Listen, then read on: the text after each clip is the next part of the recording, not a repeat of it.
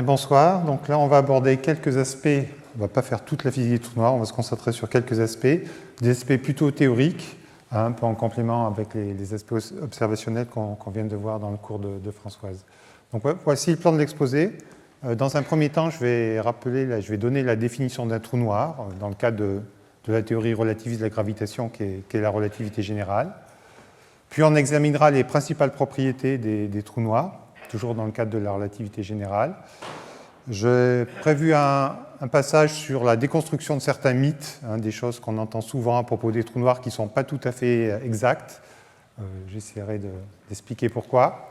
Et puis ensuite, donc ce sera essentiellement, comme je disais, un exposé théorique, mais néanmoins, j'aborderai quand même deux aspects observationnels qui sont importants pour l'astrophysique contemporaine.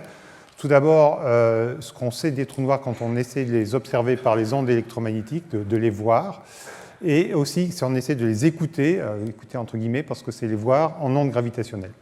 Donc voilà, alors commençons par la définition d'un trou noir. La question qu'on peut se poser, c'est qu'est-ce qu'un trou noir?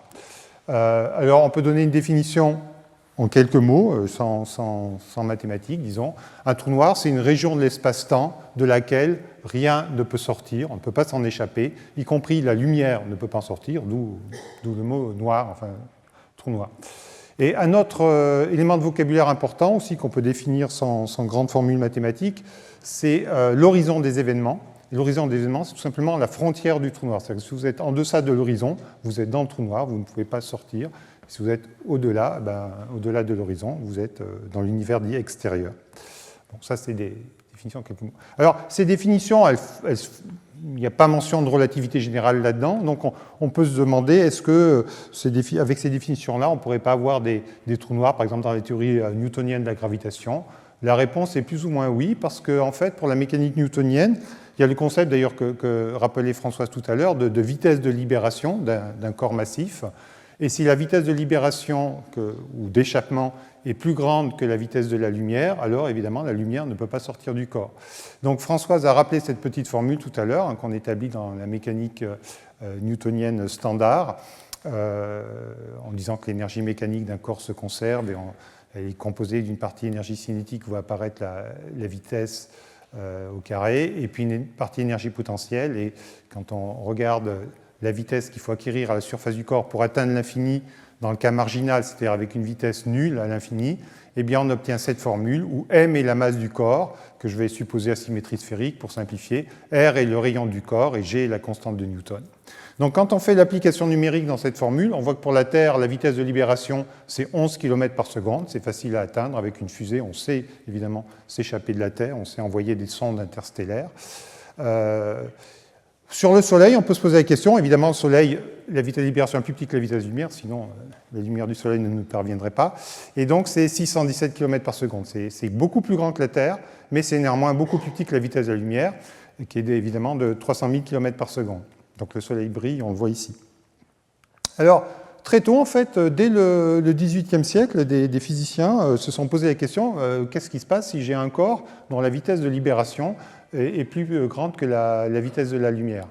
Alors, si on met la formule, si on se pose cette question-là, si la vitesse de libération est plus grande que la vitesse de la lumière, si je mets la formule que j'ai donnée tout à l'heure, que j'élève le tout au carré, on obtient cette inégalité-là. Et si je fais apparaître, je remplace la masse du corps, je l'exprime en fonction de la densité du corps, donc je fais apparaître ici le volume d'une boule, donc je prends un corps, encore une fois, à symétrie sphérique, donc 4/3 de pierre cube, c'est le volume de la boule, fois la densité. Et bien à ce moment-là, j'ai une inégalité que je peux transformer en une inégalité sur le rayon de l'objet. C'est-à-dire que si je fixe la densité, ici j'ai des constantes, C la vitesse de la lumière, G la constante de gravitation de Newton, et pi évidemment. Si je fixe la densité, alors si le rayon de mon objet est plus grand que cette valeur-là, eh bien la vitesse de libération sera plus grande que la vitesse de la lumière et j'aurai un trou noir en termes modernes. Et donc, comme je disais, dès la fin du XVIIIe siècle, des gens se sont établis cette formule et se sont posé la question.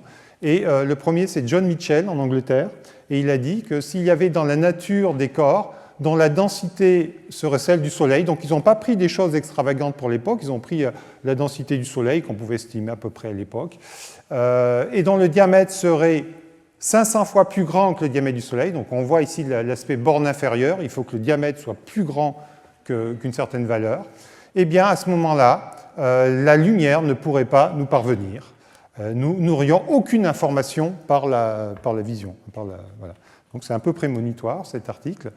Et de manière apparemment indépendante, 20 ans plus tard, en France, Pierre-Simon de Laplace a dit un astre lumineux de la même densité que la Terre. Donc pareil, Laplace, il n'a pas pris des choses extravagantes. On ne parlait pas d'étoiles à neutrons de grande densité à l'époque. Il a pris une densité naturelle, la densité de la Terre, et dont le diamètre serait 250 fois plus grand que le Soleil, ne permettrait, en vertu de son attraction, à aucun de ces rayons, sous-entendu rayons lumineux, de parvenir jusqu'à nous.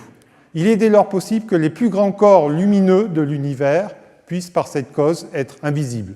Donc lumineux au sens émetteur de lumière, en fait, ils ne sont pas lumineux, on ne les voit pas, ils sont invisibles. Évidemment, on ne parlait pas de trous noirs, on parlait de corps obscurs. Voilà, donc ça apparaît dès la fin du XIXe siècle. Et puis en fait, c'est tombé très vite dans l'oubli. C'est pour ça qu'on appelle ça la préhistoire des trous noirs, si on veut. Ce n'est pas vraiment le début de l'histoire des trous noirs pour les physiciens. C'est tombé dans l'oubli. Laplace lui-même, il a écrit ça donc, dans son livre « L'exposition du système du monde » en 1796. Mais en fait, c'était dans la première édition qu'il fait cette remarque. Et dans les éditions suivantes, il ne fait plus du tout cette remarque, il n'en parle plus. Et peut-être la raison, une raison physique en fait à ça, c'est qu'à la fin du XVIIIe siècle, ce qui prévalait, c'était la théorie Newton de la lumière, qui était une théorie corpusculaire de la lumière. Donc on imaginait la lumière comme étant composée de petits grains, on ne prononçait pas le mot photon à l'époque, c'est un concept plus moderne, mais des petits grains, donc on conçoit bien que des petits grains ils peuvent être soumis à la gravitation en quelque sorte. Par contre, au tout début du XIXe siècle, il y a la fameuse expérience des fans de Young qui a révélé la nature ondulatoire de la lumière. Donc vous savez que pendant tout le XIXe siècle, on a considéré la lumière comme une onde. L'apogée, ça a été la théorie de Maxwell de l'électromagnétisme. Donc c'est un champ, c'est une onde. Et là, la question de savoir si une onde, elle est soumise à la gravitation, est-ce que ce concept de vitesse de libération qui s'applique très bien à une particule matérielle, est-ce qu'il est aussi valable pour une onde? Ce n'était pas du tout clair dans le cadre physique de l'époque. Donc je pense que c'est l'une des questions, l'une des raisons, la raison principale pour laquelle on n'a plus du tout parlé de corps invisibles ou de trous noirs pendant tout le XIXe siècle. Quand bien même on en aurait parlé, il y avait quand même une limitation à ce concept newtonien de trou noir qui fait que ça ne correspond pas à ce qu'aujourd'hui on appelle un trou noir. Pourquoi? Parce que dans la théorie de Newton de la gravitation, la vitesse de la lumière ne joue aucun rôle privilégié. On peut imaginer une superfusée qui irait plus vite que la lumière dans la théorie de Newton. Rien ne l'interdit. Donc même si la lumière, le corps serait noir, au cœur on ne le verrait pas, mais on pourrait avoir de l'information de ce corps, on pourrait aller se poser dessus avec un engin spatial suffisamment puissant et puis revenir. Et donc, ce n'est pas du tout ce qu'on entend par trou noir aujourd'hui. Aujourd'hui, si vous allez visiter l'intérieur d'un trou noir, c'est sûr, vous ne reviendrez pas. Donc, ça ne correspond pas à ça.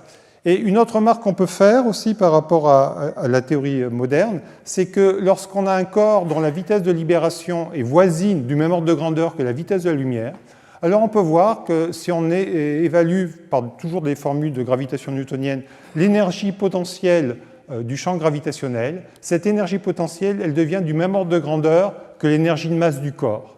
Donc là, on sent bien aussi qu'on atteint une limite de la théorie newtonienne de la gravitation, qui est une théorie non relativiste, parce qu'on met en jeu une énergie qui est du même ordre de grandeur que l'énergie de masse, le fameux E égale mc carré de tout le corps.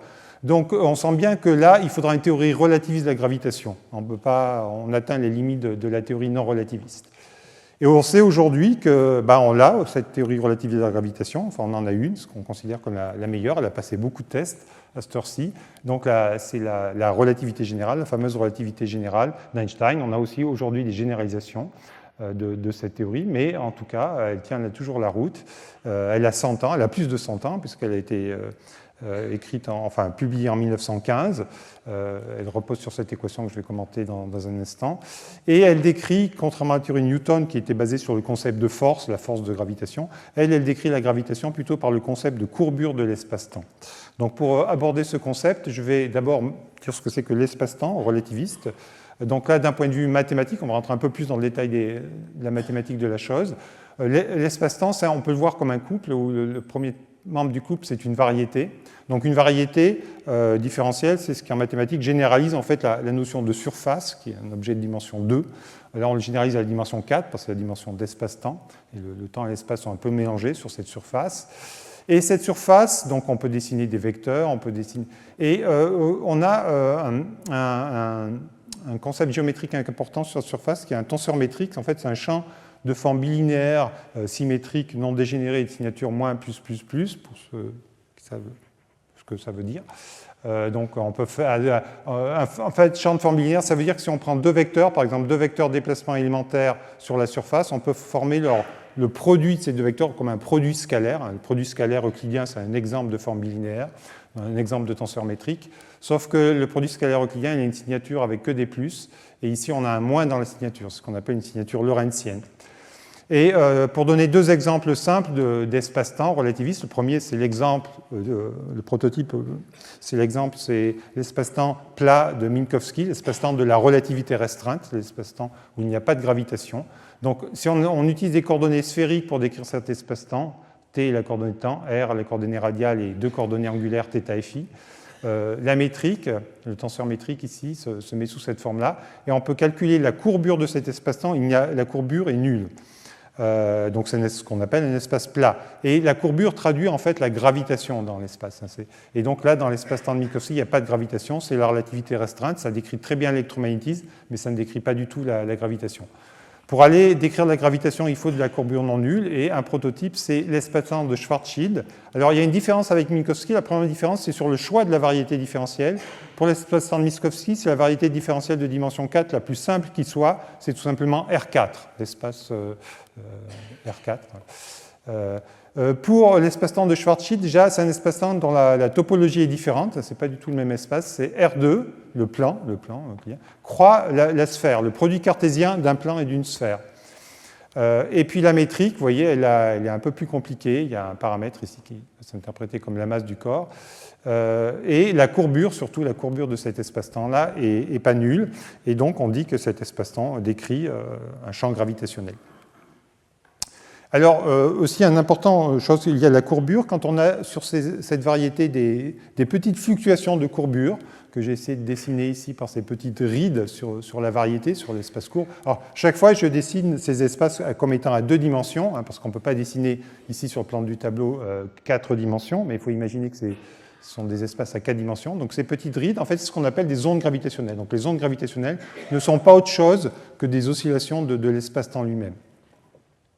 Et là, vous avez des lignes d'univers, d'observateurs, et puis les cônes de lumière qui étaient dessinés ici, c'est les directions qu'empruntent les photons sur cette surface d'espace-temps. Alors, si on veut comparer la relativité générale à la gravitation newtonienne, si vous êtes plutôt familier avec la gravitation newtonienne, vous savez qu'elle est complètement régie par une équation qu'on appelle l'équation de Poisson, qui est l'équation qui porte sur le potentiel gravitationnel newtonien phi. Donc on a Laplacien de phi égale 4 pi g rho, et rho est la densité de ma matière. Donc on peut faire plusieurs commentaires sur cette équation. D'abord, c'est une équation scalaire. Un phi, c'est un champ scalaire, c'est un potentiel. Après, en prenant le gradient, on a le champ gravitationnel, qui est un vecteur, mais c'est le gradient du champ scalaire. Donc l'équation fondamentale est essentiellement scalaire. Elle est linéaire, parce que l'opérateur de Laplace, ici, c'est un opérateur linéaire. Elle est elliptique, c'est même le prototype d'une équation elliptique, l'équation de Poisson. Donc ça veut dire qu'on a une propagation instantanée de la gravitation. C'est-à-dire que si vous changez un petit peu le ρ, la source de l'équation de Poisson, immédiatement, le champ gravitationnel est changé dans tout l'espace. Il n'y a pas d'effet de propagation retardée, c'est une propriété de l'opérateur de Poisson. Voilà. Et la seule source ici, c'est la densité de masse. Au contraire, dans la relativité générale, hormis donc l'esprit espace-temps, construction mathématique, si on regarde juste l'équation fondamentale, qui est l'équation d'Einstein, alors c'est une équation déjà qui n'est pas scalaire, qui ne fait pas intervenir un potentiel, mais qui fait intervenir des tenseurs. Donc on peut les voir comme des formes bilinéaires symétriques aussi. C'est des tenseurs qui sont formés à partir des dérivés du tenseur métrique. J'écris une formule ici un peu symbolique. On a des dérivés seconds du tenseur métrique, on a l'inverse du tenseur métrique, on a le gradient du tenseur métrique au carré ici. C'est une composante de la courbure, ce tenseur ici, qu'on appelle le tenseur de Ricci. C'est une partie du tenseur de courbure. Donc ça décrit la courbure de l'espace-temps dans le membre de gauche. Et dans le membre de droite, vous avez une partie qui décrit le contenu en matière. Et là, pareil, il est écrit par un tenseur qu'on appelle le tenseur énergie-impulsion. qui comprend à la fois l'énergie, la masse énergie, si vous voulez, mais aussi la densité d'impulsion et les contraintes dans la matière. Donc c'est une équation qui est tensorielle, comme c'est symétrique, on est en dimension 4, donc il faut voir ça comme une matrice, si vous voulez, dans des composantes, ça serait une matrice 4 sur 4, ça ferait 16 composantes, mais comme c'est symétrique, en fait, il n'y a que 10 composantes indépendantes. Et surtout, ce qui est important, c'est que l'équation, si on contraste avec l'équation de Poisson, elle est non linéaire, à cause de ces termes ici. Et puis, il y a des effets, c'est pas évident, ça saute pas aux yeux sur l'équation aussi, mais de propagation à vitesse finie, en fait, qui va être localement la vitesse de la lumière. Donc, on n'a pas cette propagation instantanée qu'on a dans l'équation de Poisson. Et là, la source, c'est plus général que la densité de masse, c'est tout ce qui est énergie impulsion dans l'espace-temps, y compris, par exemple, le champ électromagnétique, par son énergie, il n'y a pas de masse dans le champ électromagnétique, mais par l'énergie du champ électromagnétique, il contribue à générer du champ gravitationnel via l'équation d'Einstein. Et ce qu'on peut remarquer aussi, c'est qu'à la limite des champs gravitationnels faibles, une de ces 10 composantes de l'équation d'Einstein va redonner l'équation de Poisson. Encore une fois, ce n'est pas évident sur cette équation-là, mais croyez-moi sur parole. Et les 9 autres équations vont se réduire à des trivialités 0 égale 0. Donc, en quelque sorte, la gravité newtonienne est un cas limite de champ faible de la gravité d'Einstein, qui est donc une théorie plus générale de la gravitation. Alors, voilà, ça c'est le cadre. Maintenant, comment on définit un trou noir dans ce cadre-là ? Alors, je vous donne ici la définition mathématique, mais je vais la commenter, d'un trou noir. Ça, c'est l'égalité mathématique qui définit le trou noir. Donc, M, c'est la variété d'espace-temps. Et on prend le complémentaire, c'est-à-dire on retire une partie à cette variété d'espace-temps. Et ce qu'on retire, c'est ce qu'on appelle le passé causal du futur lumière, Scri+. Ici, alors je vais expliquer un peu ce que c'est. C'est que pour décider si on est dans une région de trou noir ou pas, il faut regarder si les rayons lumineux qui voyagent dans l'espace-temps, ils peuvent atteindre, si on est à l'extérieur du trou noir, ils vont pouvoir atteindre l'infini, ils vont pouvoir aller aussi loin qu'on veut du trou noir. Et pour formaliser ça, eh bien, on plonge la variété dans l'espace-temps dans une variété plus grande qui a un bord, qui va être l'infini, donc ce qu'on pourra atteindre. C'est un processus qui a été inventé par Roger Penrose et ça s'appelle la compactification de Penrose. Et c'est pour décrire tout l'espace-temps sur une feuille. Ce schéma-là, en fait, décrit l'effondrement gravitationnel d'une étoile. Et dans un diagramme d'espace-temps plus classique, ça ressemblerait plutôt à ça. Donc vous avez ici, encore une fois, une réduction dimensionnelle. Je ne décide que 2 dimensions et pas les 4. Donc je prends une dimension d'espace, le rayon, en quelque sorte. Ici, j'ai une étoile. Et là, en dimension horizontale, en ordonnée, je prends un temps coordonné. Et ça décrit le phénomène dont parlait François tout à l'heure, l'effondrement du cœur d'une étoile qui va donner, par exemple, une supernova éventuellement. Et donc ça, c'est la surface de l'étoile qui diminue au cours du temps jusqu'à se rétrécir en un point, dans ce cas idéalisé ici. Et donc là, vous avez les photons qui partent. Là, vous avez les cônes de lumière qui sont dessinés en petit. Donc là, les photons, ils sont éventuellement absorbés par l'étoile, mais dès qu'ils atteignent la surface, ils peuvent voyager librement. Et vous voyez que ces photons-là, à partir d'un moment, ils ne s'échappent plus, ils ne vont plus vers l'infini, ils retombent vers le centre. Et donc là, on a ce qu'on appelle, ce qui est en grisé, la région de trou noir. Donc là, on ne voit pas tout l'espace-temps parce qu'on a tronqué, évidemment, ça va jusqu'à l'infini. Mais si on introduit au lieu de R une coordonnée, par exemple, prenant l'arc tangente de R, des choses comme ça, ces petites manipulations mathématiques, à ce moment-là, on a un diagramme comme ça, où là, on voit tout l'espace-temps. Et donc, on a l'infini où arrivent tous les photons qui sortent, qui s'appelle Scri+, ici.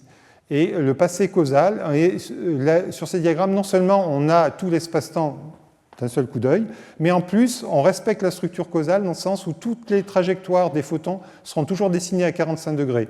Alors que là, en général, quand on a d'autres coordonnées, eh bien, vous voyez, c'est des trajectoires plus ou moins courbes du fait de la gravitation, ils ne voyagent pas en ligne droite dans ces coordonnées-là. Dans les coordonnées ici des diagrammes dits de Carter-Penrose, en fait, tous les photons sont en ligne droite, donc on voit bien ce qui se passe. Et donc, si on regarde le passé causal, en fait, c'est le passé ici de cette région-là, on voit qu'il y a un petit bout qui est sur la variété d'espace-temps qui n'appartient pas à ce passé, et c'est ce qu'on appelle la région de trou noir. Et l'horizon d'événement, c'est la frontière qui apparaît ici par cette ligne à 45 degrés, parce qu'en fait, c'est une surface du genre lumière, mais en fait, sur le diagramme d'espace-temps classique, c'était plutôt quelque chose comme ça, l'horizon des événements. Voilà. Ça, c'est une vue de la même chose, mais à 3 dimensions. Donc, on a 2 dimensions d'espace, cette fois-ci une dimension de temps. Et donc, on voit qu'à partir d'un moment, les photons ne sortent plus. Et au centre, il apparaît une singularité, je vais commenter tout à l'heure. Et ça, c'est caractérisé par un théorème fameux théorème qui a valu d'ailleurs prix Nobel de physique à Penrose en 2020. c'est qu'au-delà d'un certain stade de l'effondrement, quand l'effondrement atteint un certain stade qu'on caractérise techniquement par ce qu'on appelle une surface piégée, alors forcément il va y avoir une singularité qui se forme au centre de l'objet. Voilà. Alors donc ça, je vous ai donné la définition moderne d'un trou noir. Maintenant, on va examiner les propriétés de ces objets, toujours d'un point de vue théorique, avant de passer aux observations. Donc la première propriété, la première chose auquel on peut s'intéresser, c'est ce qui définit vraiment le trou noir, c'est cet horizon, hein, cette surface. Alors c'est une surface immatérielle, c'est pas du tout comme la surface d'une étoile, c'est une surface, disons, mathématique en quelque sorte. C'est tout à fait l'analogue d'un cône de lumière. Dans l'espace-temps, quand on parle des cônes de lumière, hein, donc c'est par exemple si je suis ici, j'émets un faisceau de lumière, donc encore une fois j'ai deux dimensions d'espace, une de temps, eh bien si j'ai mis dans toutes les directions, ça va former un cône, en fait qui est un cône tridimensionnel qui apparaît bidimensionnel ici. Et bon, là c'est le cas de l'espace plat de Minkowski, les rayons lumineux voyagent en ligne droite. Et c'est la même chose pour l'horizon des événements, ça se forme en un point, on a vu dans l'effondrement gravitationnel. C'est une espèce de cône de lumière, c'est-à-dire qu'il y a des photons qui sont tangents à ce cône de lumière, c'est les photons en noir ici. Donc c'est ce qu'on appelle une hypersurface, parce que c'est de dimension 3 dans l'espace-temps qui est de dimension 4, donc on a une dimension de moins, c'est ce qu'on appelle une hypersurface. C'est un objet qui est tridimensionnel, mais qui est de même nature qu'un cône de lumière, notamment, ce n'est pas matériel, c'est-à-dire que vous pouvez le traverser, il ne se passera rien, vous n'allez pas buter dessus, vous n'allez pas rebondir, c'est un objet voilà, comme un cône de lumière, vous pouvez le traverser, chose comme ça. Et simplement, la différence avec le cas du cône de lumière de Minkowski, c'est que le cône de lumière de Minkowski s'étend sans fin, c'est-à-dire que par exemple, si vous êtes un photon ici émis à l'intérieur du cône de lumière, vous êtes prisonnier en quelque sorte du cône de lumière parce que vous n'allez jamais en sortir. Mais ce n'est pas grave, vous n'en sortez pas, vous êtes toujours à l'intérieur, mais comme le cône s'étend, en fait, ça veut dire que vous pouvez voyager aussi loin que vous voulez du point de départ. Ce n'est pas une restriction très grande d'être prisonnier d'un cône de lumière. Alors que d'être prisonnier de l'horizon des événements d'un trou noir, eh bien, ça veut dire que vous n'allez pas aller très loin, vous ne pourrez jamais explorer des régions lointaines de l'espace-temps. Voilà. Alors ça, c'est l'aspect frontière du trou noir, l'horizon. Maintenant, qu'en est-il de la singularité centrale? Donc c'est une singularité de courbure. C'est un endroit où le tenseur de courbure, donc qui décrit la courbure de l'espace-temps, diverge, c'est-à-dire il tend vers l'infini. Alors physiquement, l'interprétation, je n'ai pas eu le temps de détailler, mais du tenseur de courbure, on interprète comme c'est ce qui donne en fait les forces de marée, c'est-à-dire l'attraction gravitationnelle différentielle, par exemple entre vos pieds et votre tête, vous allez sentir une force de gravitation, pour parler en termes newtoniens, une force de gravitation quand vous approchez du centre d'un trou noir, une force de gravitation par exemple plus grande sur les pieds que sur la tête, donc c'est ce qu'on appelle une force de marée, c'est la même chose qui produit les marées océaniques sur la Terre, due à l'attraction différentielle de la Lune et du Soleil. Eh bien, ces forces de marée, elles divergent, elles se mettent à tendre vers l'infini. Donc ça va disloquer, notamment quand on approche de la singularité, ça va disloquer toute forme organisée de matière. Alors, évidemment, dans toute théorie physique, quand on a un infini, on ne pense pas que dans la nature, il y ait des infinis comme ça. En général, quand on a un infini dans une théorie physique, ça marque une limite de domaine d'applicabilité de la théorie. Et donc, on pense que cet infini qui apparaît dans la relativité générale d'Einstein, c'est en fait une limite de cette relativité générale. Et pour bien décrire ce qui se passe d'un point de vue physique, il faudrait aller au-delà de la relativité générale, qui était elle-même une extension de la théorie de Newton. Et il faudrait donc une extension de la relativité générale, et notamment une extension quantique de la relativité générale. La relativité générale est une théorie classique de la gravitation. Et pour aller voir ce qui se passe au niveau de la singularité, il y a des effets quantiques qui interviendraient au niveau du champ gravitationnel. Et là, il y a deux pistes explorées actuellement, essentiellement. Il y a la théorie des cordes, et l'autre piste, c'est la gravité quantique à boucle. C'est des pistes qui ne sont pas complètement abouties, qui sont même loin d'être abouties. Donc, en tout cas, elles ne décrivent pas aujourd'hui exactement ce qui se passe au niveau de la singularité. D'un point de vue purement astrophysique, ce n'est pas très grave, en quelque sorte, parce que la singularité, comme on le voit ici, elle est sous l'horizon, donc elle est inaccessible à l'observation. Donc d'un point de vue astronome, disons, on se moque un peu de ce qui se passe sous la singularité, au niveau de la singularité. Voilà. Enfin, toujours pour continuer sur la physique des trous noirs, les principales propriétés, il y a un des plus beaux résultats de la relativité générale qui est le théorème d'unicité, qui a été élaboré d'abord, il y avait des pistes dans l'école russe autour de Zeldovich, puis il a été formalisé en symétrie sphérique par Israël, et puis après étendu au cas axisymétrique et aux trous noirs généraux par Carter, Hawking et Robinson dans les années 70. Ce théorème il dit qu'en relativité générale et en dimension 4, un trou noir stationnaire il est écrit par seulement deux nombres, qui sont sa masse et son moment cinétique, parce qu'en fait, la solution de l'équation d'Einstein qui décrit un trou noir, dans le cas de la relativité générale en dimension 4, et dans le cas où le trou noir est stationnaire, est en équilibre, eh bien, il n'y en a qu'une. C'est la solution de Kerr, qui a été trouvée par le mathématicien néo-zélandais Roy Kerr en 1963. Cette solution, elle généralise au cas de la rotation la solution de Schwarzschild, c'est-à-dire lorsque le moment cinétique est zéro, on retrouve une solution historique que j'ai montrée tout à l'heure, la solution de Schwarzschild. On pourra ajouter aussi un autre paramètre qui serait la charge électrique du trou noir, mais d'un point de vue astrophysique, ce n'est pas très relevant, ce n'est pas très intéressant. On pense qu'il n'y a pas vraiment de trou noir chargé dans l'univers. Donc c'est plutôt ces deux nombres-là, masse et moment cinétique. C'est cette solution de Kerr. Et c'est absolument remarquable ce théorème si vous faites le pendant avec les étoiles ou les planètes. Pour décrire une planète, vous n'allez pas décrire une planète qui a juste deux nombres, sa masse et son moment cinétique. Pour décrire une planète, il faut décrire les montagnes, les nuages, les rivières, les petits oiseaux, que sais-je. Enfin, je veux dire, il faut un nombre infini de degrés de liberté. Là, on a juste 2 degrés de liberté. On n'a même pas des degrés de liberté fonctionnels, on n'a que 2 nombres. Et cette solution, donc c'est ce qui a fait dire, d'ailleurs, on appelle ça absence de chevelure, un trou noir est un objet extrêmement lisse, extrêmement régulier. Il n'a pas de cheveux. Pour décrire des cheveux, il faudrait beaucoup plus que 2 nombres. Et cette solution, je vous la montre ici, c'est la métrique de Kerr. Les 2 nombres sont en rouge ici, M, la masse, et A, qui est lié au moment cinétique. En fait, c'est le moment cinétique réduit. Françoise en a parlé tout à l'heure. Qui est plus petit que 1. En fait, il faudrait mettre un M carré si on veut vraiment le rendre sans dimension dans cette formule. Il est entre 0 et 1. 0, c'est la solution de Schwarzschild, trou noir sans rotation. Et 1, c'est quand le trou noir est en rotation maximale. La variété d'espace-temps, c'est une variété plus compliquée que R4, c'est ce que j'ai dit tout à l'heure, c'est ce produit scalaire ce produit cartésien du plan et de la sphère, et puis on retire la partie où la métrique est singulière, c'est un anneau en fait dans cette métrique-là, on va y revenir tout à l'heure.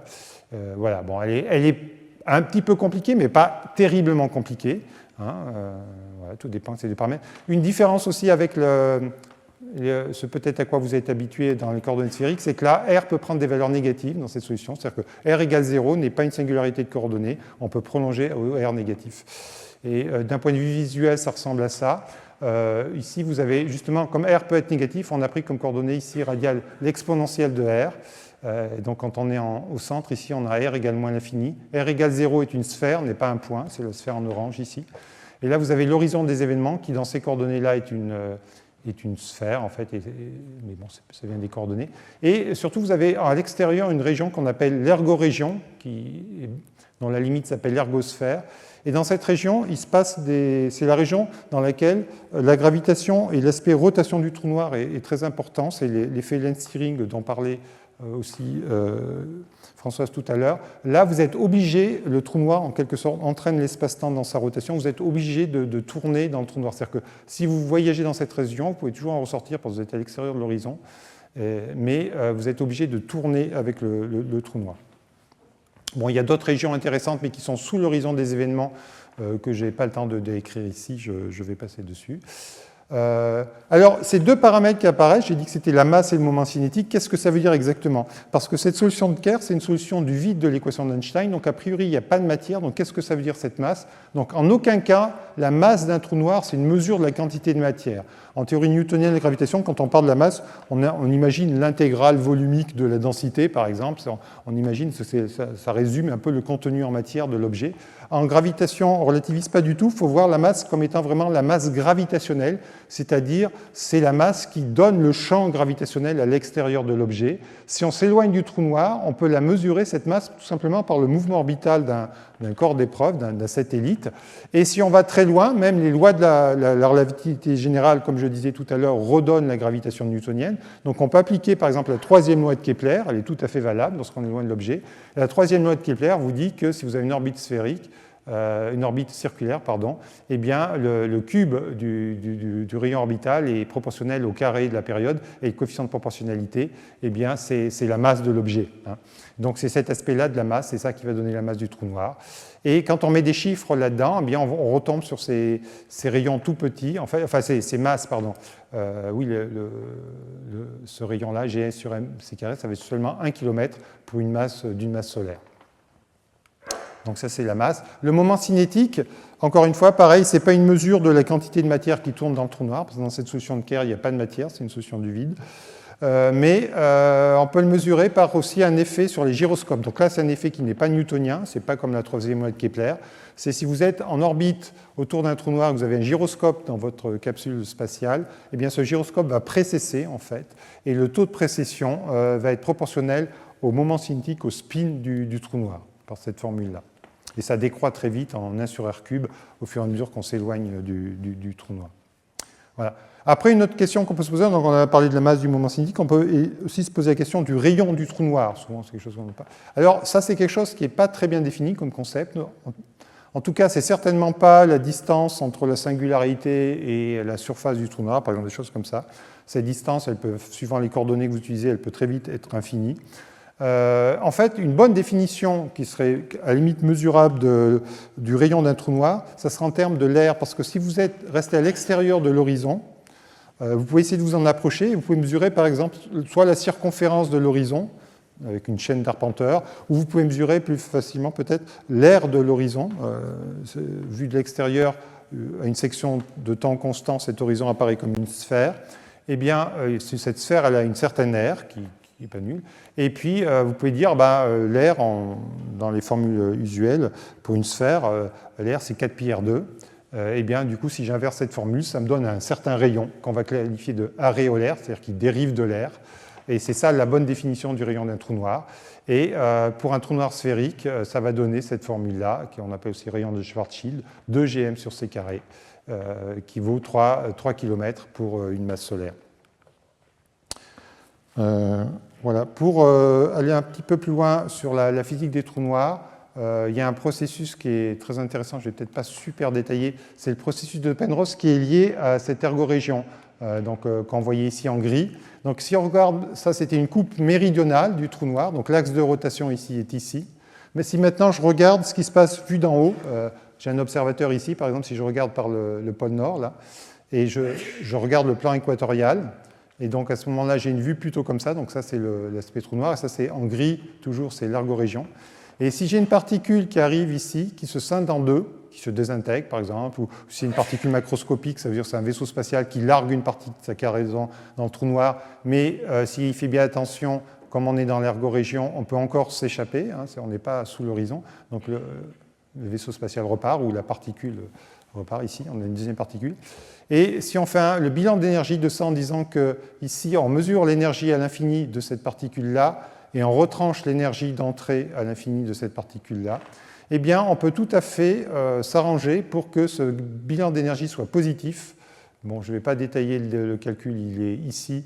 Ça fait appel au tenseur métrique, au produit scalaire qui donne en fait l'énergie en relativité générale quand on prend la quadrivitesse d'un observateur et puis qu'on prend le vecteur quadri-impulsion. On peut tout à fait s'arranger dans l'ergorégion, parce que c'est une région particulière où le vecteur qui génère les translations temporelles va être de Jarre-espace. C'est ça la particularité de cette région. On peut s'arranger pour que ce produit scalaire-là soit positif, c'est-à-dire que le gain d'énergie soit positif. Autrement dit, il y a de l'énergie qui est prélevée sur l'énergie de rotation du trou noir, ce qui fait que ça peut être une source d'énergie, ce processus de Penrose. On pense qu'il est à l'œuvre dans les jets, dont parlait aussi Françoise tout à l'heure, les jets de galaxies, comme ici le jet de M87, via le mécanisme, par exemple, de Blanck-Von-Snayek. Donc là, on a un jet avec une vitesse relativiste, on a de la matière, énormément de masse dans ce jet, c'est vraiment macroscopique, c'est s'étend sur des dizaines de milliers d'années-lumière, et on a un jet qui voyage à une vitesse proche de la vitesse de la lumière, on pense que c'est ce phénomène de Penrose qui est à l'origine du jet. De manière plus générale, le trou noir peut être vu non pas comme un objet sombre dans l'univers, mais comme au contraire le moteur au cœur des sources les plus lumineuses de l'univers, que sont les quasars, les binaires X, parce qu'en fait, l'accrétion de matière sur un trou noir, la matière est chauffée dans ce processus et ça rayonne, ça émet énormément d'énergie. Et comme le rappelait Françoise tout à l'heure aussi, je crois qu'on en a parlé dans son exposé, on peut aller pour un trou noir qui ne tourne pas jusqu'à 8%, je crois, de l'énergie de masse de la matière accrétée. Mais si on a un trou noir en rotation rapide, pour le Kerr extrême, on peut aller jusqu'à 42% de l'énergie de masse. Et c'est beaucoup plus, cette libération d'énergie du mc carré, c'est beaucoup plus grand que les réactions thermonucléaires. Donc c'est pour ça que Aujourd'hui, dans toutes les sources de haute énergie, on fait appel à un trou noir pour expliquer le mécanisme central. Donc c'est un peu l'aspect paradoxal du trou noir. Rien n'en sort, mais en fait, au voisinage, on peut avoir une débauche d'énergie dans l'univers. Voilà. Alors maintenant, donc ça c'était la présentation des propriétés théoriques, des principales propriétés théoriques. Et là, je voudrais déconstruire certains mythes. Le premier mythe que j'aimerais bien déconstruire, c'est que les trous noirs sont des objets extrêmement denses. C'est quelque chose qu'on rencontre souvent aussi. Quand on dit, demande à quelqu'un c'est quoi un trou noir, il va dire c'est un objet ultra dense, tellement dense que la lumière n'en sort pas, des choses comme ça. Et comme je le rappelais, en fait, les trous noirs stationnaires, les trous noirs de Kerr notamment, d'après le théorème d'absence de chevelure, ça décrit tous les trous noirs de l'univers, c'est une solution du vide, c'est-à-dire qu'on met le tenseur énergie-impulsion égal à 0 dans l'équation d'Einstein, donc on a le Ricci égale 0. Donc le vide, c'est vraiment vide, c'est pas dense du tout. Alors on pourrait se dire, ok, ouais, mais vous jouez sur les mots, on peut peut-être définir une densité moyenne. Vous avez parlé du rayon aérolaire. Si j'ai un rayon, je peux définir un volume, naïvement par 4 tiers de pi r cube, et je définis la densité comme ça, comme étant la masse divisée par ce volume-là, où je prends le rayon aérolaire. Et là, je vais obtenir une densité sûrement énorme. Eh bien, pas tellement, en fait, parce que si je fais l'application numérique pour deux trous noirs bien connus, le trou noir au cœur de notre galaxie, Sagittarius à étoile, on obtient une densité qui est beaucoup plus petite que la densité d'une naine blanche. Et pire encore, si je fais l'application numérique pour un trou noir plus massif, le trou noir au cœur de M87, que je montrais sur l'image tout à l'heure, eh bien on obtient une densité qui est bien plus petite que la densité de l'eau, cette densité moyenne. Donc vous voyez que ce n'est pas extrêmement dense, un trou noir. En fait, ce qui compte dans la définition d'un trou noir, on le voyait même sur la formule newtonienne qui fait appel à la vitesse de libération, le facteur qui intervient, c'est ce rapport m sur r. Vous vous rappelez, cette vitesse de libération, c'est racine carrée de 2gm sur r. Et ça, c'est ce qu'on appelle en physique la compacité de l'objet. Donc pour avoir un trou noir, il faut avoir un objet de grande compacité. Alors que la densité, c'est un autre concept. La densité, c'est la masse sur le volume, et le volume, c'est le cube du rayon. Donc c'est ce rapport-là, m sur r cube. Et vous voyez que ce sont deux choses différentes. On peut avoir l'un petit et l'autre grand. Par exemple, si on prend un proton, ça va être énorme, m sur r cube. On va avoir densité nucléaire, 10 puissance 17 kg par mètre cube, alors que ce rapport-là va être tout petit. Voilà. Donc, retenez bien que les trous noirs, comme les étoiles neutrons, sont des objets compacts, pas forcément des objets denses. Et la preuve d'ailleurs que ça peut être fait de vide, un trou noir, c'est qu'en théorie, ça c'est une expérience académique qu'on sait faire aujourd'hui sur des ordinateurs, on a fait les gens ont fait des simulations numériques, prenez un paquet d'ondes gravitationnelles, donc vous avez un espace vide de toute matière, simplement cet espace, ce n'est pas l'espace de Minkowski, c'est un espace où il y a déjà des ondes gravitationnelles, il y a des choses qui oscillent dans cet espace, mais c'est l'espace lui-même qui oscille. Si vous choisissez bien les conditions initiales, vous pouvez avoir ce paquet d'ondes gravitationnelles elles vont se diriger vers une région centrale, et les effets non linéaires de l'équation d'Einstein vont prendre le dessus et vous allez former un horizon des événements. Donc un horizon va apparaître et donc une région de trou noir va apparaître et à la fin vous allez former un trou noir de Kerr en rotation alors qu'il n'y avait pas du tout de matière. Donc ça prouve bien qu'il n'y a pas besoin de densité, de choses très denses pour former un trou noir. Bon, c'est une expérience académique, ok, mais c'est pour comprendre les choses. Le deuxième mythe qu'on peut déconstruire, c'est qu'on rencontre aussi, ah ouais, si la lumière ne sort pas, c'est à cause de la courbure de l'espace-temps. Au niveau de l'horizon, elle est tellement grande que ça empêche les photons de traverser. C'est la courbure de l'espace-temps. Ça, c'est aussi un mythe, parce que ce n'est pas vrai. Parce qu'en fait, la courbure de l'espace-temps au niveau de l'horizon, c'est inversement proportionnel au carré de la masse du trou noir. Et pour un trou noir supermassif, c'est-à-dire qu'il y a une grande masse, eh bien, cette courbure, elle peut être arbitrairement petite, en fait. Et on peut même, pour des trous noirs non stationnaires, avoir des régions où il y a des régions de trous noirs où la courbure est exactement 0. Et ça, je vais l'illustrer par une expérience académique, encore une fois, une solution académique des équations d'Einstein. Mais ça permet de comprendre les choses. C'est la solution de Vedia, un mathématicien indien qui a trouvé cette solution dans les années 50. Elle est décrite ici, bon, je ne vais pas entrer dans les détails, mais physiquement, ce que ça représente, c'est l'effondrement d'une coquille de rayonnement. Donc vous imaginez, vous avez un univers vide, sauf qu'il n'y a pas complètement vide, il y a une coquille de rayonnement, de radiation électromagnétique, si vous voulez, qui vous arrive de l'infini, qui c'est sphérique, et qui va s'effondrer sur elle-même. Donc c'est des photons qui voyagent vers le centre, en quelque sorte. Donc dans ce diagramme d'espace-temps, ici où il y a une dimension de temps et un rayon ici, c'est la région en jaune. Ici, vous imaginez des photons qui convergent vers le centre. Bon, c'est purement académique, hein, ce truc. Eh bien, dans cette région-là, à l'intérieur, on peut voir, c'est la solution des équations d'Einstein, vous dit qu'à l'intérieur, vous avez une portion de l'espace-temps de Minkowski. Ici, la courbure est exactement 0. Vous êtes dans l'espace-temps de Minkowski. Et à l'extérieur, vous êtes dans l'espace-temps de Schwarzschild, c'est-à-dire que là, vous ressentez vous voyez un trou noir de masse, d'une certaine masse, m. Eh bien, quand vous êtes ici, l'horizon des événements, en fait, dans ce diagramme d'espace-temps, il apparaît là. Donc là, dans cette région-là, c'est le vide. Non seulement c'est le vide, mais c'est plat, c'est Minkowski. C'est-à-dire toute expérience de physique que vous allez faire, ça vous donnera le même résultat que dans Minkowski. Et pourtant, si vous êtes ici, vous êtes déjà à l'intérieur d'un trou noir. Donc ça montre qu'on ne peut pas localiser par une expérience de physique l'horizon des événements d'un trou noir. Je disais tout à l'heure, un peu en introduction, que l'horizon des événements est une surface immatérielle qu'on ne va pas buter dedans. Non seulement on ne va pas buter dedans, mais quand on le traverse, aucune expérience que vous pouvez faire d'électromagnétisme, de physique nucléaire, tout ce que vous voulez faire comme expérience, aucune expérience ne pourra vous dire « ça y est, tu viens de franchir l'horizon du trou noir ». C'est complètement impossible. Alors, le troisième mythe qu'on peut déconstruire, je m'arrêterai là pour la déconstruction, c'est un trou noir est une singularité de l'espace-temps. C'est aussi quelque chose aussi dans les conférences grand public, des fois quand on demande à l'auditoire qu'est-ce qu'un trou noir, et une des réponses qui arrive souvent c'est « oh, c'est une singularité dans l'espace-temps ». Alors, si vous revenez à la définition du trou noir que j'ai donnée, le trou noir on le définit plutôt par un horizon, c'est-à-dire comme une région dont on ne peut pas sortir. On ne dit pas a priori qu'il y a une singularité dedans. Hein. Ça ne fait pas partie de la définition du trou noir. On peut dire, OK, mais les trous noirs que vous nous avez montrés, Schwarzschild et Kerr, là, il y a clairement une singularité. Dans Kerr, je n'ai pas détaillé, elle est en anneau. Bon, il y a une singularité, oui, c'est tout à fait vrai.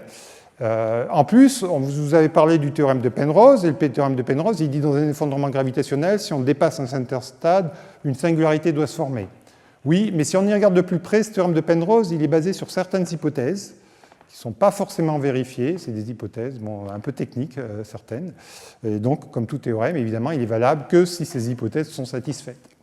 Je n'ai pas le temps de rentrer dans les détails, mais je vais vous montrer un contre-exemple.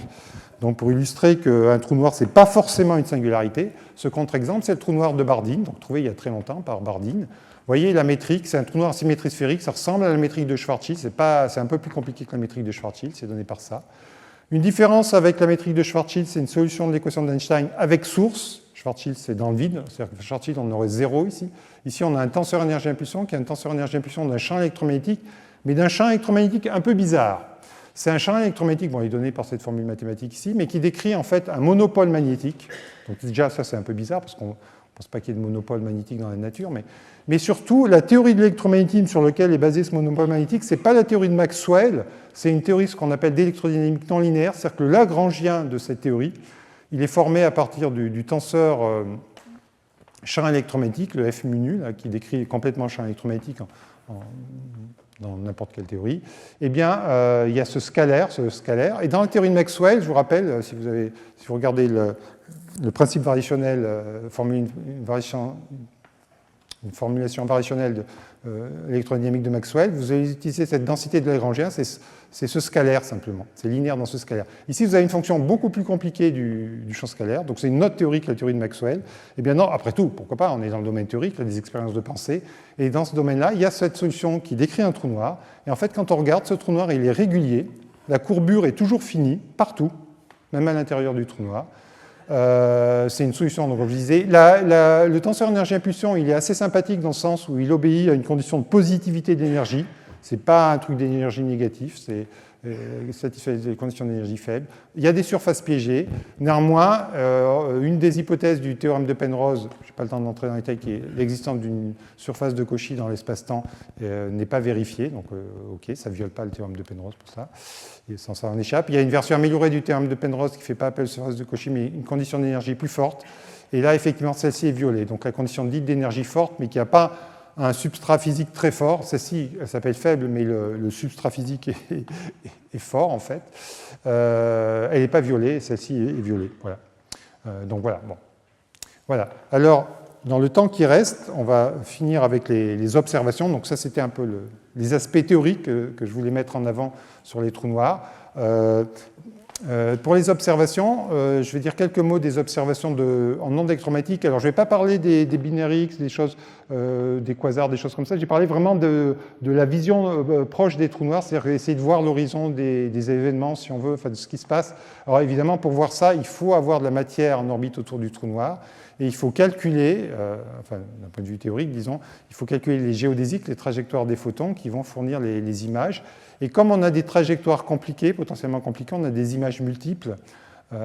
Donc ça avait été calculé par Jean-Pierre Lumier à la fin des années 70, toute première image qui est assez connue. Ça a été nettement amélioré par Jean-Alain Marc dans les années 90, où il a fait un film, le premier film du vol vers un trou noir, où on voit les images, ces images multiples. Donc là, on a un indice d'accrétion de la matière qui tourne. Donc on a essentiellement ici sur cette image un effet Doppler. La matière qui vient vers l'observateur, elle apparaît plus lumineuse que la matière qui s'éloigne de l'observateur parce qu'on a des vitesses de rotation relativistes dans ce genre de disque d'accrétion. Là, bon, on s'approche, voilà, on voit une image secondaire, une image tertiaire, et puis là, c'est la région vraiment noire, aucun photon ne sort de cette région. Bon, voilà, je passe, je ne vais pas détailler. Ce qu'on fait actuellement dans notre groupe, on calcule ce genre d'image pour différents modèles de matière, et surtout différents modèles de sources centrales. Donc, quelque chose de naturel, c'est de faire le calcul dans le trou noir de Kerr, parce que la relativité générale vous dit que si c'est un trou noir, ça doit forcément être un trou noir de Kerr, c'est le théorème d'unicité, le théorème d'absence de chevelure. Mais on fait aussi dans ce genre de calcul pour des objets plus exotiques que les trous noirs pour permettre de tester si un jour on a des images, on espère avoir dans un futur proche des images fines comme ça, avec notamment l'image secondaire, eh bien, pour tester si on n'a pas autre chose qu'un trou noir. Par exemple, une alternative théoriquement viable aujourd'hui, c'est ce qu'on appelle une étoile bosonique, c'est un champ scalaire massif, de type boson de Higgs. On sait que le boson de Higgs existe, on l'a découvert, donc ce n'est pas complètement débile de considérer des étoiles bosoniques aujourd'hui. Mais c'est des objets très exotiques dans le sens où on n'a pas de processus astrophysique de formation, ce seraient peut-être des objets qui seraient formés dans l'univers primordial par condensation, on aurait un condensat de Bose-Einstein, un certain champ qui serait autogravitant. Et ça peut faire un champ de gravitation très fort, mais néanmoins, il n'y a pas d'horizon des événements dans ce genre d'objet. Et on a des structures dues à ces effets de mirage gravitationnel qu'on a calculés. Donc si un jour on observe des choses comme ça, on pourra dire « Ah, tiens, c'est peut-être pas un trou noir, c'est peut-être une étoile bosonique », des choses comme ça. Voilà, c'est pour préparer les tests futurs. Ça, c'était une parenthèse sur les trous noirs au cinéma. Vous avez peut-être vu le film Interstellar de Christopher Nolan, où les images sont assez réalistes, pour une part parce qu'elles ont été calculées en calculant les géodésiques dans les espaces-temps de Kerr de la relativité générale. Néanmoins, il y a un choix du réalisateur qui était de gommer l'effet Doppler parce qu'il trouvait que ça brisait la symétrie de l'image. L'image est parfaitement symétrique. Ça, c'est complètement faux parce que, évidemment, le trou noir, la matière, elle tourne dans le disque d'accrétion. Donc, encore une fois, ce qu'il faudrait voir, c'est cette image-là, qui est un côté beaucoup plus brillant que l'autre. Voilà, mais c'est un choix du réalisateur, c'est une parenthèse. Alors, est-ce qu'on peut voir ça vraiment, autrement que dans les films de Christopher Nolan? C'est ça la question.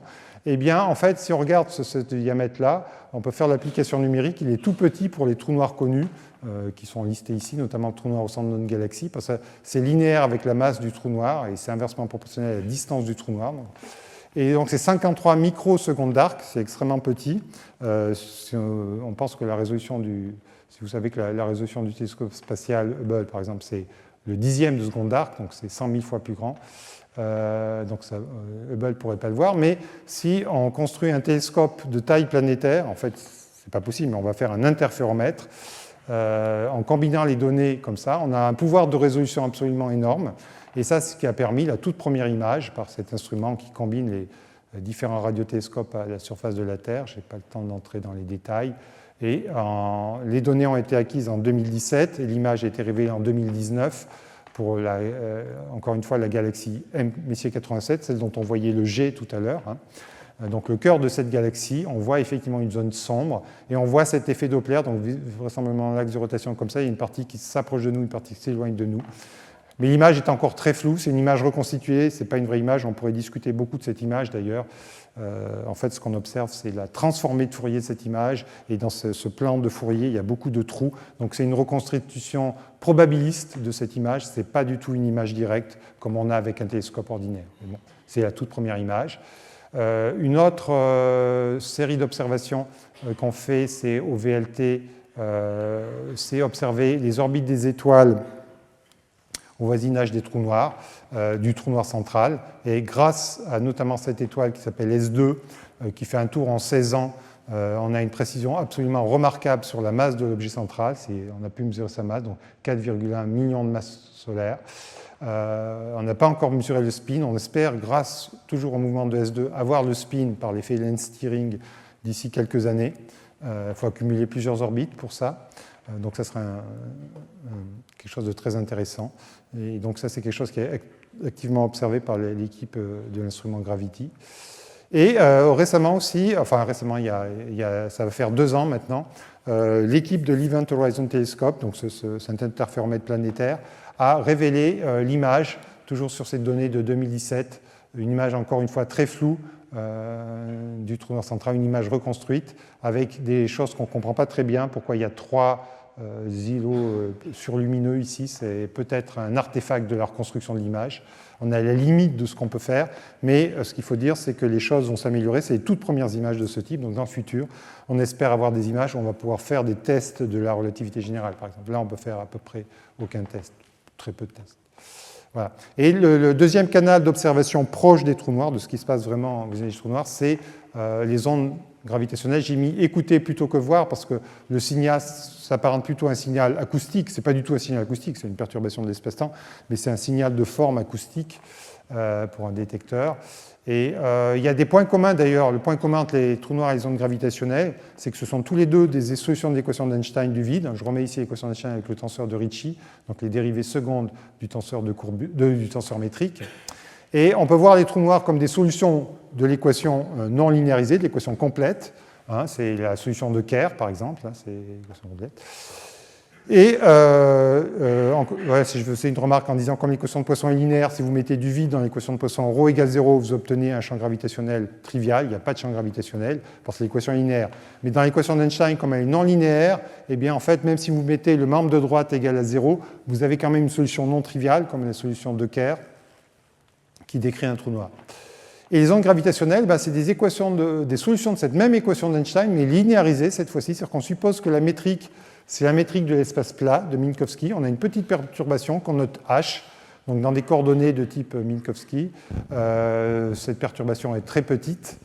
Et à ce moment-là, quand vous injectez ça dans le tenseur de Ricci, vous voyez apparaître naturellement un d'Alembertien de la métrique de Minkowski, c'est-à-dire l'opérateur qui décrit la propagation des ondes dans la métrique de Minkowski, l'opérateur de D'Alembert. Et donc ça, c'est ça à l'ordre linéaire. Vous avez une petite transformation du H ici.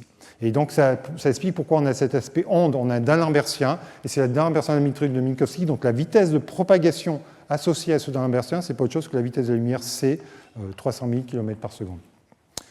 Donc les ondes gravitationnelles voyagent à la même vitesse que la lumière. Pour les détecter, comme vous le savez, on a construit ces interféromètres géants. Donc là, c'est l'interféromètre franco-italien Virgo, mais il y a aussi LIGO aux États-Unis et CAGRA au Japon maintenant. Et dans le futur, il y a le projet de l'Union européenne de l'ESA qui s'appelle LISA dans l'espace. Voilà, ça permet de détecter des ondes gravitationnelles, juste pour montrer pour la fusion de trous noirs binaires.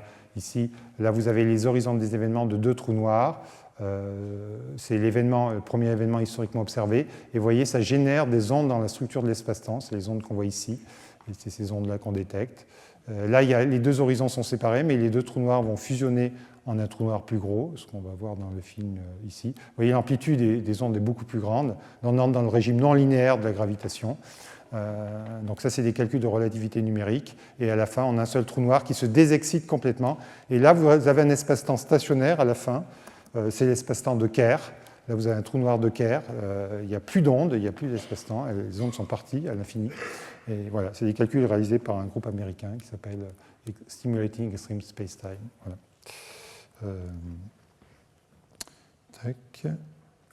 Donc, si je reviens à la présentation, voilà, c'était cet événement détecté. Donc, c'est pour ça que j'ai appelé ça écouter les trous noirs, parce qu'on reçoit dans le détecteur, c'est plutôt comme un signal acoustique, un signal de sonar, par exemple. On a une forme ici qui vibre en fonction du temps, une fonction du temps qui vibre. On n'a pas du tout une image. On peut faire la transformée de Fourier, donc on a la fréquence en fonction du temps, etc. Voilà, bon, c'était cet événement-là qui fait appel effectivement à des trous noirs qui ont des masses très grandes par rapport aux trous noirs qu'on a par l'évolution stellaire, par les phénomènes de supernova, comme le soulignait François tout à l'heure. Dans ce cas-là, on avait 36 masses solaires et 29 masses solaires. Et donc on a observé beaucoup d'événements. Là, je montre un diagramme où on a quelques événements avec ces masses très grandes pour les trous noirs finaux. Mais aujourd'hui, il y a même cet événement dont parlait Françoise, qui n'est pas sur ce diagramme, qui est peut-être un peu ancien, qui avait un trou noir final de 142 masses solaires. Voilà. Voilà, bon, ben je crois qu'il est temps de conclure. Dans cet exposé, donc concentré plutôt sur les aspects de la théorie des trous noirs. Donc cette théorie, elle est bien élaborée aujourd'hui, elle est basée sur la relativité générale, mais la définition même du trou noir, elle ne dit pas que vous avez l'équation d'Einstein, et l'équation d'Einstein n'apparaît pas dans la définition, donc elle reste valable dans des modifications de la relativité générale. Donc on applique cette théorie, cette définition aujourd'hui à ce qu'on appelle des théories de gravité modifiées, qui vont au-delà de la relativité générale, tout ça pour permettre des tests. Donc aujourd'hui, on sait calculer des trous noirs, on fait ça par exemple dans notre groupe, à l'Observatoire de Meudon, des solutions de trous noirs dans des théories dites de Galiléon, par exemple, il y a des noms comme ça, il y a tout un zoo de théories aujourd'hui de gravitation qui étendent la relativité générale. Donc on fait ces calculs de manière assez agnostique pour permettre des prédictions et voir après, quand on aura des observations fines en ondes gravitationnelles ou pas, si ça permet si on retrouve un trou noir de Kerr ou un objet plus exotique que le trou noir de Kerr. Si c'est un trou noir de Kerr, ça confortera très bien la relativité générale. Parce que dans ce théorème, la démonstration du théorème d'unicité, que le trou noir est un trou noir de Kerr, on utilise fortement l'équation d'Einstein, c'est-à-dire la relativité générale. Alors, ce que je vous ai dit, voilà, donc on a des prédictions étonnantes sur l'écoulement du temps. Là, je n'ai pas eu le temps de trop monter, mais la déviation des rayons lumineux, c'est vérifié expérimentalement par plein d'expériences de gravitation au voisinage de la Terre. La Terre n'est pas un trou noir, mais ses effets sur la propagation du temps, la déviation des rayons lumineux, on le vérifie dans le système solaire et au voisinage de la Terre. On a obtenu ces deux premières images que j'ai montrées, celle de M87 de Sagittarius à étoile. Encore une fois, ces images sont très floues, c'est des images reconstruites, ce n'est pas des images directes. On pourrait reconstruire des images où on ne voit même pas la tache sombre, c'est peu probable. Là, je vous ai montré l'image la plus probable. Donc, on n'est même pas sûr qu'il y ait vraiment cette tache sombre au cœur. Donc, c'est à prendre encore avec un peu des pincettes, des précautions. Mais c'est les toutes premières. Donc là, les techniques vont s'améliorer. Il va y avoir des nouvelles campagnes d'acquisition de données avec plus d'instruments dans ce réseau de radiotélescopes à la surface de la Terre. On envisage même de mettre des antennes dans l'espace pour avoir une base plus grande dans les interféromètres, voire des antennes sur la Lune. Donc là, le futur est vraiment ouvert là-dessus et on espère avoir des images fines d'ici quelques années. Un domaine aussi en pleine expansion, c'est celui des ondes gravitationnelles. Pour l'instant, on voit les événements, on voit essentiellement la fusion de trous noirs ou d'un trou noir et d'une étoile à neutrons. On ne voit pas très bien le trou noir se désexciter à la fin. Là, c'est très riche d'informations. Quand on aura un peu plus de rapport signal sur bruit, on espère bien voir si le trou noir final émet bien des ondes comme un trou noir de Kerr qui se désexcite ou si ce n'est pas un objet plus exotique qui est en train de se désexciter. Ça, c'est quelque chose aussi d'ici quelques années, on pourra vraiment répondre de manière ferme là-dessus. Voilà. Donc, ce que je disais, voilà, c'est la conclusion générale, c'est qu'on a comme ça des tests. L'intérêt de tout ça, c'est de faire des tests de la théorie de la gravitation, de voir si ça confirme toujours la relativité générale. Jusqu'à présent, la relativité générale a passé tous les tests. Mais là, voilà, avec ces observations fines des trous noirs, voilà, peut-être on la mettra en défaut ou peut-être pas. Voilà. Pour finir, je vais laisser ça peut-être, c'est voilà, une biographie sur le sujet, à la fois des trous noirs et des ondes gravitationnelles. Je peux permettre de souligner peut-être un livre récent, là, ça c'est des livres en français plus ou moins, plutôt grand public, mais là il y a un livre tout en étant grand public, mais dans une collection où il y a quand même un peu des équations. Si ça vous intéresse plus les aspects mathématiques, ce que j'ai raconté, les variétés d'espace-temps, le tenseur métrique, il y a ce livre récent de Stéphane Collion, Voyage dans les mathématiques de l'espace-temps, chez EDP Sciences, qui est vraiment très bien là-dessus. Sinon, vous avez des livres plus d'astrophysiciens comme Jean-Pierre Lezotta, Jean-Pierre Luminet, Nathalie Deruel, voilà. Et le livre de Kip Thorne aussi, qui est Trou noir à distorsion du temps. Et Kip Thorne, donc prix Nobel de physique, a écrit tout un livre sur la science d'Interstellar. Donc il a collaboré beaucoup au film Interstellar, comme vous le savez sans doute, au scénario du film, aux équations dans le film, etc. Il a écrit tout un livre qui est vraiment intéressant, qui a ne sais pas s'il a été traduit en français, mais qui s'appelle La science interstellaire, où il explique pourquoi le trou noir a choisi telle masse, pourquoi telle planète, à telle distance, etc. C'est vraiment très, très intéressant de lire ce livre. Voilà, c'est le livre qu'on peut recommander. Et un livre aussi d'Alain Ruiz-Zulu. Voilà. Voilà. Bon, je m'arrête là.